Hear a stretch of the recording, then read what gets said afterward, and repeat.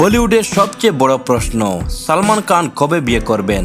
59 বছর বয়সেও তিনি মোস্ট এলিজিবল ব্যাচেলার। কেন তার সম্পর্কগুলো বিয়ের পিঁড়ি পর্যন্ত পৌঁছায় না? আজকের ভিডিওতে আমরা জানবো সালমানের অবিবাহিত থাকার পেছনে 5টি এমন কারণ যা তিনি নিজেই বিভিন্ন সময়ে জানিয়েছেন। চলুন গভীরে যাওয়া যাক। একটি ইভেন্টে সালমান মজা করে বলেছিলেন তিনি বিয়ে অ্যাফোর্ড করতে পারেন না। তিনি জানান বর্তমানে বিয়ের খরচ লাখ কোটি টাকায় গিয়ে ঠেকেছে, যা তার মতে অনেক বেশি। তিনি রসিকতা করে পরিচালক সুরজ বরজাতিয়াকেও দোষারোপ করেন বিয়ের জাঁকজমক বাড়ানোর জন্য। সালমান নিজেকে হাজব্যান্ড ম্যাটেরিয়াল মনে করেন না। তিনি একবার বলেছিলেন তিনি হয়তো খুব ভালো বাবা হতে পারবেন, কিন্তু স্বামী হিসাবে তিনি নিজেকে অতটা যোগ্য ভাবেন না, কারণ তার জীবনযাপন এবং স্বভাব বেশ কঠিন। 3 নম্বরে আছে তার বাবার দেওয়া একটি গুরুত্বপূর্ণ তথ্য।